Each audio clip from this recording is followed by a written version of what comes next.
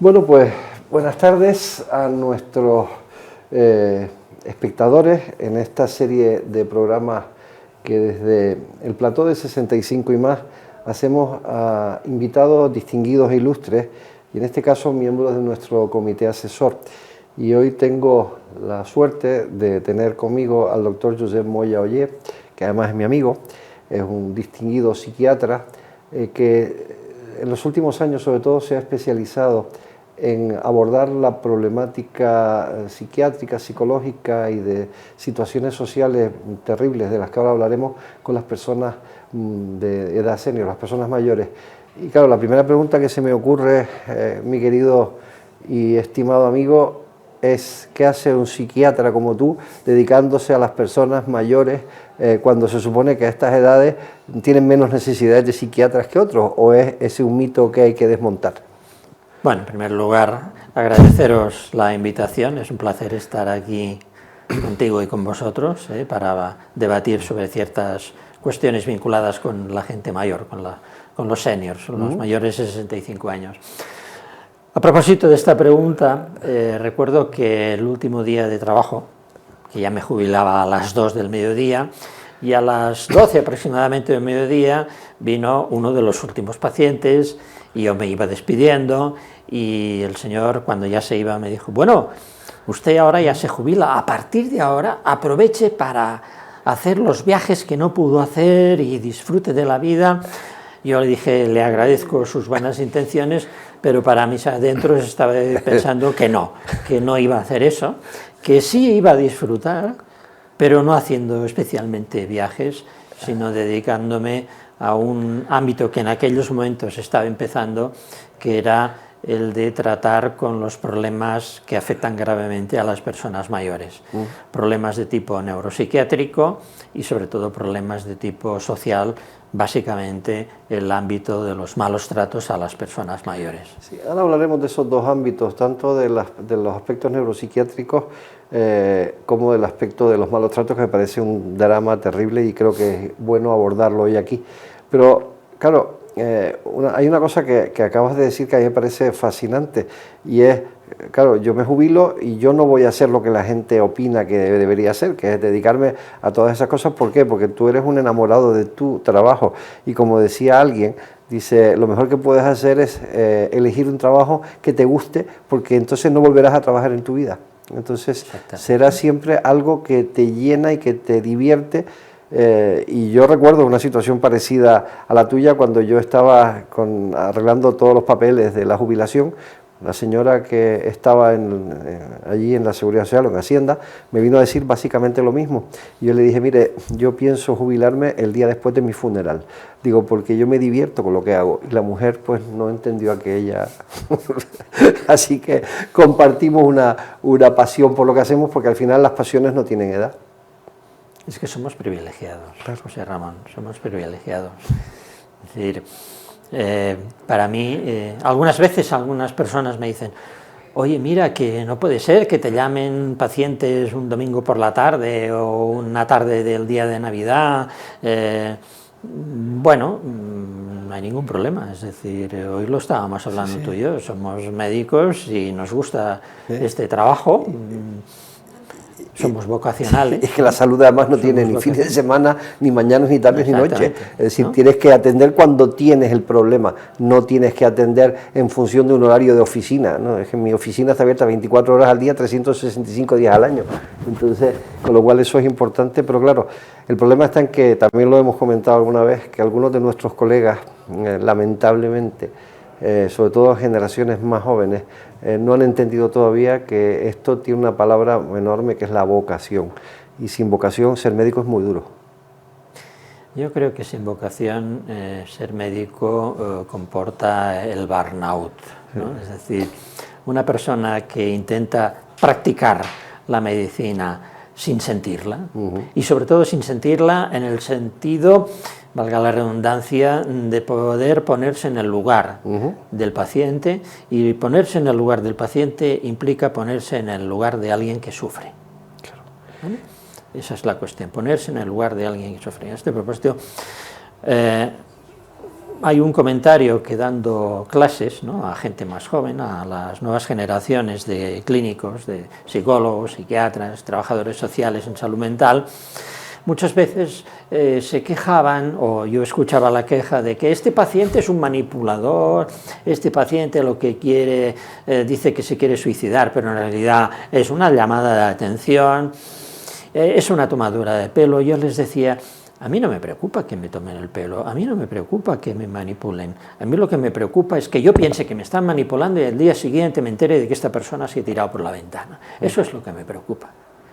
Si en un momento determinado me toman el pelo, que no sé en qué consiste, tampoco no veo cuál podría ser el beneficio, pero bueno, me engañan, bueno, no, a mí no me preocupa en absoluto, pero sí que me preocupa muchísimo, me preocuparía muchísimo que yo banalizara el discurso del paciente, que yo menospreciara los enunciados que hacen referencia a su sufrimiento y que por culpa de esa no escucha me entero de que al cabo de un día o 2 días o 3 días este paciente se ha suicidado o este paciente ha empeorado o sus somatizaciones le producen molestias insoportables. Eso es lo que me preocuparía. Sí, sí, claro.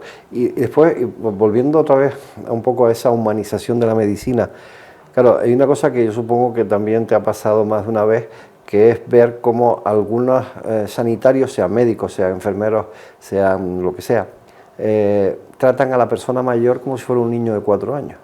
Es decir, esa persona tiene una dignidad, merece la misma dignidad y respeto que cualquier ser humano, pero no tienes por qué tutearlo, no tienes por qué tratarlo como si tuviera 4 años. Entonces, también tú que estás tratando ahora mucho con personas mayores y con personas que sufren, porque en el fondo la persona que está ahí, en tu caso que enfermos con patologías mentales de las que ahora hablaremos, evidentemente son personas que tienen los mismos sentimientos independientemente de la edad que tengan. Entonces, ¿cuál es tu percepción y tu opinión al respecto? Has tocado un punto clave.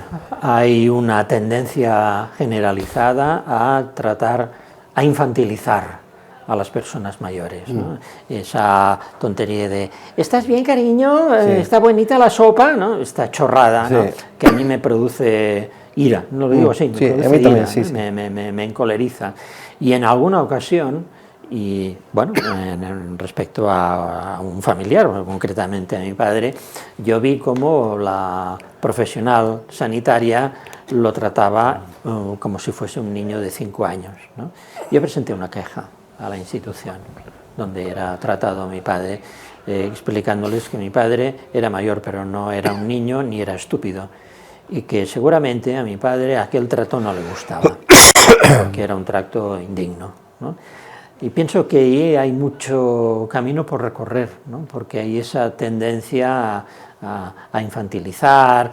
Por ejemplo, en centros de día para gente mayor, yo he visto que se organiza la fiesta de Navidad, por ejemplo, disfrazando a la gente. Sí. Oiga, pero usted le ha preguntado a esas personas si quieren ser disfrazadas o no. Sí. Se lo ha preguntado, ¿no? Sí. Todo ese tipo de cosas. Me parece que ahí tenemos mucho camino por recorrer. Sí, mucho camino y probablemente mucha formación que hacer. Y una de las cosas que yo creo que este medio, ahora hablaremos un poco del medio, antes de meternos de la parte de los aspectos neuropsiquiátricos y de malos tratos, este medio, a veces tú me has oído decir que si no existiera habría que inventarlo, porque, es decir, de hecho es un medio que va dirigido a un segmento poblacional del que nadie se ocupaba hasta que apareció 65 y más. Entonces, yo creo que tú también tienes un poco esa visión porque tú has sufrido, digamos, desde la perspectiva de un médico, encontrarte que los pacientes no tienen voz que hable por ellos o ellos tener un sitio que escuchen, un altavoz que es lo que en el fondo hace un medio como este, o sea, es darles el altavoz para que alguien les escuche. De hecho, hay una cosa que siempre comentamos aquí y es que la directora de este periódico recibe más cartas al director que ningún otro medio de comunicación español. Ella recibe una media de 10.000 cartas al año y las responden todas. Entonces, es decir, por tanto, ese es un tema que me parece importante que comentemos también porque creo que es importante que la gente sepa que tener un medio como este, que sirve de plataforma y de altavoz para las personas mayores, es básico para que su salud mental también se mejore. Eso es fundamental, y yo también he dicho muchas veces y lo he proclamado públicamente que el único periódico, el único medio de prensa digital y en formato papel que se ocupa de la gente mayor es 65 y más, ¿no? Es decir, y por no hablar ya de la televisión, que está excesivamente condicionada por los índices de audiencia y que por tanto dirige toda su programación y centra y focaliza toda su programación en el sector juvenil, ¿no? Cuando en realidad el entorno social del Estado español es un entorno de envejecimiento, es decir, tenemos una de las esperanzas de vida más elevadas del planeta y por tanto, a medida que van pasando los años, el porcentaje de personas mayores de 65, de 75, 85, de 90, de 100 años cada vez es mayor, con lo cual vemos que hay unos medios de comunicación, la mayor parte de los medios de comunicación centrados en un público joven, muy joven, y con 0 minutos de tiempo dedicados o 0 páginas dedicadas a las personas mayores. Ahí tenemos también un largo recorrido, un largo camino por recorrer. Sí, ya tenemos 2 cosas y 2 caminos de los cuales hemos desgranado. Uno, el tema de la atención y de la forma de cuidar a las personas por parte del personal sanitario, de no infantilizarlos, y el segundo es el darles el altavoz para que tengan una vía de expresión. Pero a mí me gustaría ahora, con los 2 últimos puntos un poco de esta conversación, dedicarle algo de tiempo. Uno es el tema de la patología, digamos, neuropsiquiátrica, es decir, porque parece que a veces se asocia a la persona mayor, al anciano, al senior, con una persona o que está demente o que tiene una patología de Parkinson, etcétera. Pero nadie habla, por ejemplo, de otras cosas, que es la longevidad saludable. Tú acabas de decir, España es probablemente va a ser en el año 2030 el país del mundo con más personas, digamos, más longevas. Entonces dice, pues, evidentemente se trata de que vivan muchos más años, pero también muchos mejores años, y que esos años que vivan sean pues años con calidad, pero no solo de la salud física, sino la salud mental, la salud social, la salud ambiental de su entorno, y eso me gustaría que profundizáramos un poco en eso. Lo hemos hablado muchas veces, tú y yo, José Ramón, que el colectivo mayor de 65 años es un colectivo heterogéneo, ¿no? Y eso se ha comentado en varias ocasiones, ¿no? Es verdad que a medida que pasan los años, la probabilidad de que nos ocurran cosas, ¿no? De que tengamos un Parkinson, un accidente vascular cerebral, problemas de regulación de la glucemia, diabetes tipo 2, deterioros cognitivos, bueno, eso es inherente, con el paso del tiempo ocurren cosas, ¿no? Pero esas cosas no ocurren indefectiblemente. Es decir, aumenta la probabilidad, pero no quiere decir que cualquier persona, por el hecho de tener 65, 70, 75, 80, 85 años, haya de tener o tenga que tener algún tipo de patología neuropsiquiátrica, en absoluto, en absoluto. Pues hay personas con 95 años que son perfectamente lúcidas, no tienen problemas de memoria y tienen una agilidad y una fluidez mental extraordinarias, ¿no? Con lo cual dices, bueno, sí, el tema del envejecimiento es un tema de probabilidades, pero un tema de probabilidades no implica que indefectiblemente o fatalmente nos vayan a pasar todas esas cosas, sí, claro, ¿no? Por tanto, hay que abrir un espacio mental, ¿no? En el colectivo social, en el sentido de que envejecer no implica necesariamente un deterioro cognitivo. Ahora bien, cuando ocurre, aquí hay una cuestión importante que desde el equipo en el que yo trabajo, Servicio Especializado de Atención a las Personas Mayores, sí que lo hemos contemplado y es algo que con la Fiscalía General del Estado lo estamos trabajando, que es la disociación cognitiva. Cuando nos deterioramos cognitivamente, no nos deterioramos de una forma, digamos, en paralelo, no perdemos todas nuestras facultades cognitivas al unísono, sino que hay una serie de funciones que son las que precozmente se deterioran. Y lo que precozmente se deteriora es nuestra capacidad para tomar decisiones complejas, es decir, todo lo que tiene que ver con las funciones ejecutivas, ¿no? ¿Qué ocurre? Que cuando, por ejemplo, una persona mayor es, digamos, empujada, inducida a ir al notario para otorgar poderes notariales, ¿no? Y al día siguiente su cuenta corriente se ha reducido a 0 euros, ¿no? El notario hace una serie de preguntas que son preguntas de respuesta simple. ¿Cómo se llama usted? ¿Dónde nació? ¿Cuántos años tiene? ¿Cómo se llaman sus hijos? Y en general, en los primeros momentos de un deterioro cognitivo, esas respuestas son correctas. Pero lo que ya no es correcto es su respuesta a la hora de tomar la decisión de otorgar esos poderes notariales, es decir, esa persona que sabe quién es, que conoce la fecha, que sabe dónde está, que está bien orientada, realmente sabe las consecuencias y las implicaciones de estampar su firma en un determinado documento. Pues lo que estamos viendo es que muchas veces no. Por lo tanto, a la hora de pensar los deterioros cognitivos, que a ver, los haylos, ¿no? Hay que tener en cuenta esas disociaciones. Y ahí es un punto que con Fiscalía lo estamos trabajando mucho, sobre todo para poder dar un toque de alerta, ¿no? a los notarios, en el sentido de que vayan con mucho cuidado, porque hay cosas que se les pueden escapar, ¿no? Y en cambio entonces nos encontramos con situaciones de fraudulentas, en definitiva. No, que fíjate, eso nos lleva a un tercer punto también, que ya con los dos anteriores, este es el tercero, y vuelve a ser el tema de la formación. Es decir, hay que formar probablemente a los fiscales y hay que formar a los notarios, porque evidentemente tienen que reconocer ese tipo de situaciones. Y además yo recuerdo que alguna vez me has contado alguna situación de esas que son absolutamente terroríficas y que han acabado en juicios precisamente por la manipulación grosera, salvaje e inhumana de un pobre señor o señora que no tiene ninguna capacidad de tomar decisiones y que previamente manipulado adecuadamente con la connivencia de X personas han conseguido salirse con la suya.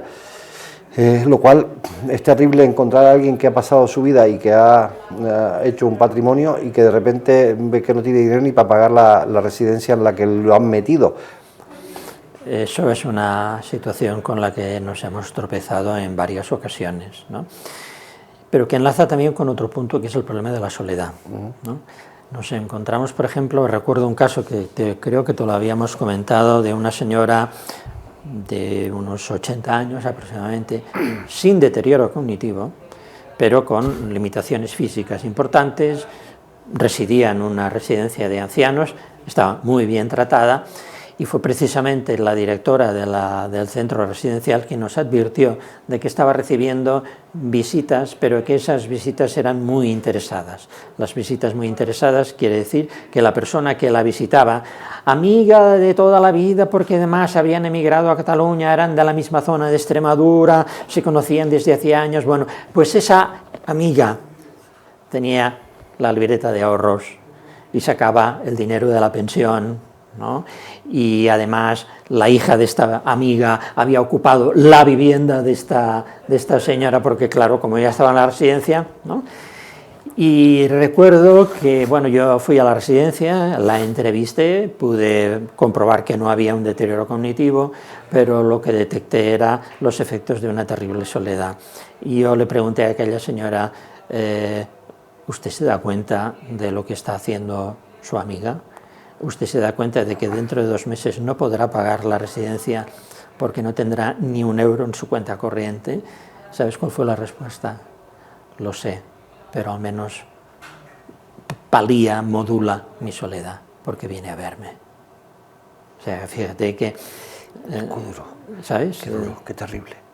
Qué terrible. Y, o sea, evidentemente nunca acabas de conocer la maldad del ser humano y nunca acabas de conocer la poca capacidad empática y ética del ser humano, porque ese tipo de cosas, ¿no? O sea, y la señora era perfectamente consciente de que la estaban engañando, pero se dejaba engañar porque a cambio recibía un ficticio cariño y compañía, ¿no? Exactamente. Con lo cual también, evidentemente, nos lleva a otra cosa que aquí en uno de los comités lo hemos hablado, que habría que intentar poner en marcha, que son mecanismos de ayuda para paliar la soledad no deseada, porque el señor que quiere estar solo, porque es consciente y quiere estar solo, y hay gente que le gusta estar solo y que disfruta de su soledad, perfecto, pero aquel que no quiere estar solo, en algunos lugares han puesto en marcha un programa que se llaman Los Ángeles de la Guarda, que son básicamente voluntarios que se dedican a acompañar, simplemente Y entonces yo creo que ese tipo de situaciones, es decir, y no es acompañar y reírte las gracias, no es acompañar y ser la persona con la que tú puedes hacer algo, hablar de lo que sea, porque además mucha de esta gente son gente que tiene su nivel de cultura, han vivido una experiencia de vida que, como decía alguien a quien entrevisté aquí la última vez, que fue el doctor Guillén, cada vez que te olvidas de una persona mayor te estás quemando una biblioteca viva. Entonces, es decir, toda esa gente tiene al final muchas cosas que contar y mucho que aportar a las personas. Entonces, yo creo que darles esa compañía sería básico. Y claro, y eso me lleva automáticamente al tema que te ocupa en este momento más, que es el tema de los malos tratos a los ancianos. Es decir, todo el mundo ha oído situaciones que para mí son salvajes y terribles. Es decir, cuando dice un abuelo abandonado en una gasolinera porque los hijos se iban de excursión o en el verano a la playa. O aquella frase que oí el otro día que me resultó dramática, que decía, estamos en una sociedad tal que pone a los perros en el sofá y manda a los abuelos a las residencias.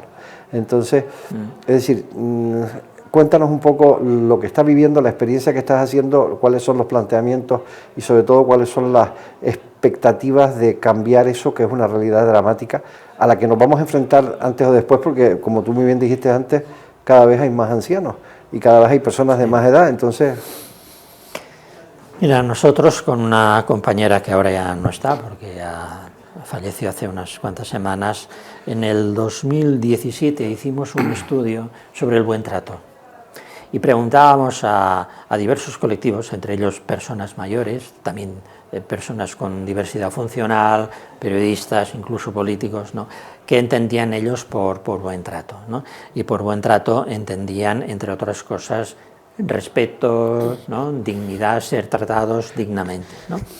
Y fue a partir de ahí que se nos ocurrió diseñar un servicio especializado en temas de malos tratos a las personas mayores. Y la primera cuestión que tuvimos que dilucidar o que decidir fue qué perfiles profesionales eran los más idóneos para intervenir en estos casos. Y la experiencia, analizando una serie de casos, ¿no?, como una especie de prueba piloto, vimos que en todos los casos de malos tratos había tres dimensiones: una dimensión social, una dimensión jurídica y una dimensión sanitaria, médica, ¿no? La dimensión social, vivienda, pensión, familia, si hay familia, si no hay familia, cómo es la relación con los familiares más próximos, ¿no?, esa dimensión. La dimensión jurídica, bueno, esta persona está capacitada para firmar documentos, para firmar testamentos, el edificio donde vive es de su propiedad, es alquilado, toda esa dimensión. Y la otra dimensión es la dimensión clínica. Pero en esa dimensión clínica tendríamos, o es muy conveniente, no siempre es posible, pero es muy conveniente incluir a la persona que es víctima de maltrato y a la persona que es el actor del maltrato, quien maltrata, ¿no? Hay un tipo de situación que es bastante paradigmática, que es la de señora de 70, 75, 80 años que convive con su hijo, pongamos de 45 o 50 años, y que este hijo o bien tiene una enfermedad mental o bien tiene una adicción.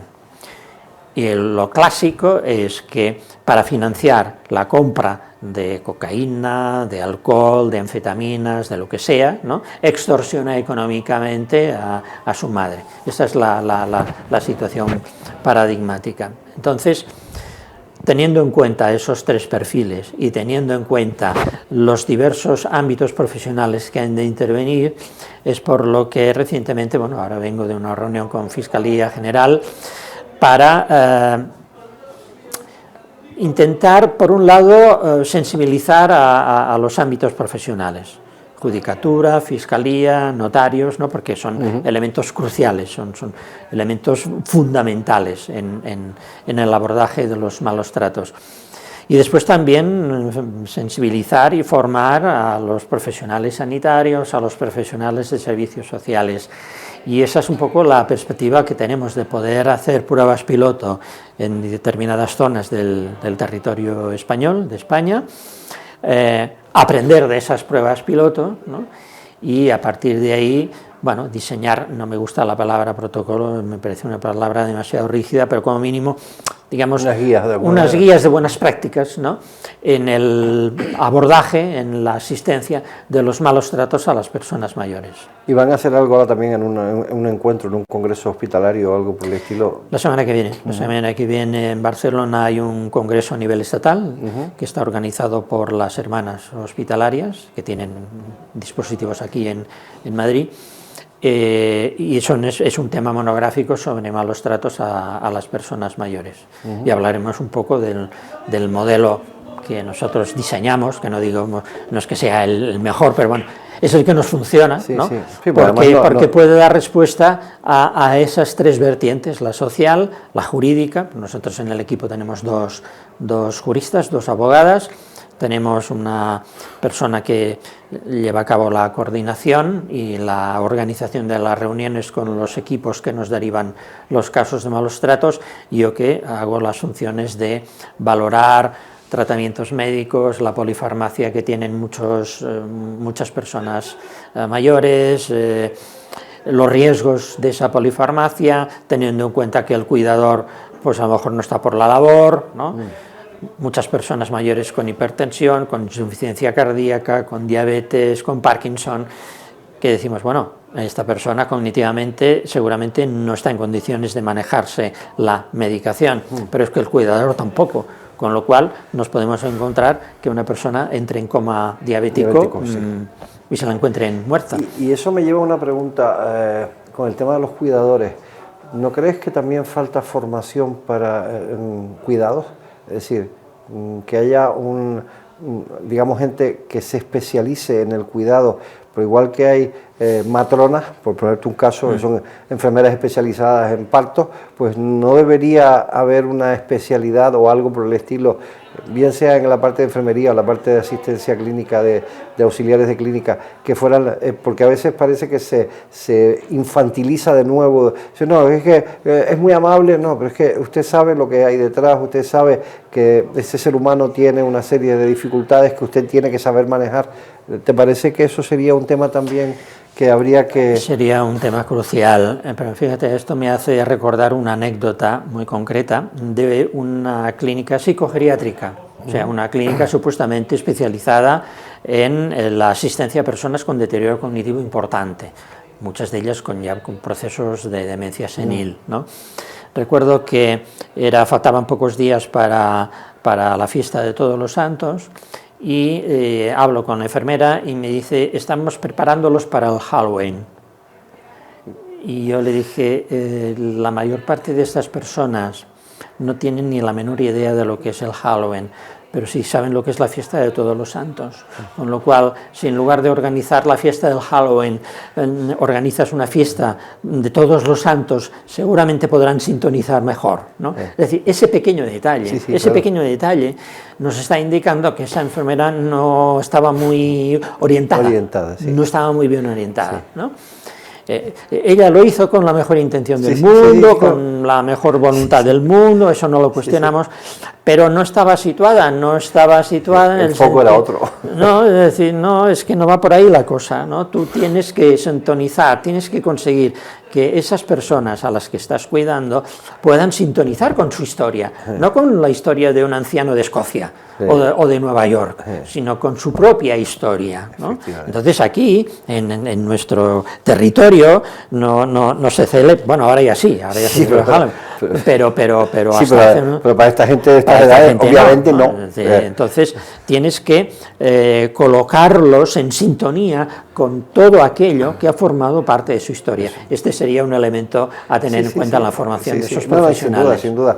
Mira, nos sale el penúltimo punto de todo este amalgama de temas que estamos tratando, y la última pregunta, que claro, tener a un psiquiatra aquí y no preguntarle por la depresión o por la ansiedad en la edad, digamos, senior, pues sería un desperdicio, porque, claro, los ancianos también se deprimen, y los ancianos también tienen ansiedad, y los ancianos también tienen estrés.